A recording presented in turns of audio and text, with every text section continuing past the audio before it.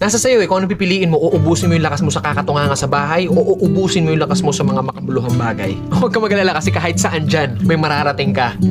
Alam mo na yun. Hindi, ganito kasi yan. Dahil lang alam mong matagal at mapapagod ka, hindi ka natutuloy. Tsong wala kang mararating kung hindi mo pipihitin yung susi sa loob ng ulo mo. Gaano man kataas ang pangarap mo sa buhay, huwag kang matatakot sa pagod at sakripisyo dahil parte yun eh. Hindi ka makakakain ng kanin kung hindi mo sasaingin. Hindi ka makakakain ng ulam kung hindi mo lulutuin. Lahat ng bagay kailangan kilusan mo muna sa umpisa. Hindi tatakbo ang sasakyan kung hindi mo sususian, kung hindi mo lalagyan ng gasolina, hindi yun tatakbo sa kung saan mo siyang direksyon dapat dalhin. Kailangan kumilos ka.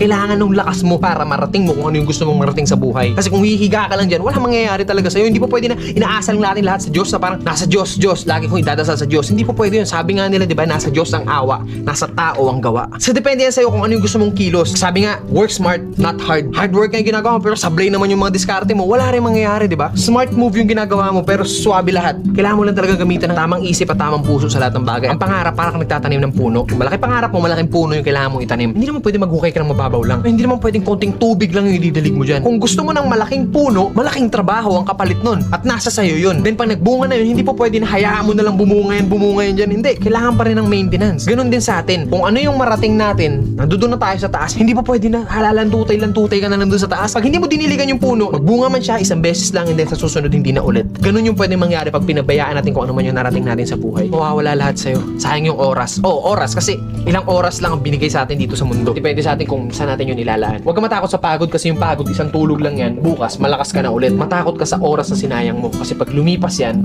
kahit tumambling ka pa ng 100 beses dyan, hindi mo na mababalik yan. Ano man ang landas na tinatahak mo ngayon, mabagal man ang pag-usad mo, ang mahalaga, umuusad ka. Hindi nakastuck ka lang sa comfort zone mo, men, sablay yun. Kailangan mabagal man yung movement mo pero hanggat umuusad ako, still, umuusad ako. Darating at darating ang panahon na lahat tayo makakarating sa gusto nating puntahan. Pare-parehas lang ang kinakain ng tao kaya lagi mong isipin na kaya mo rin yung kaya nila.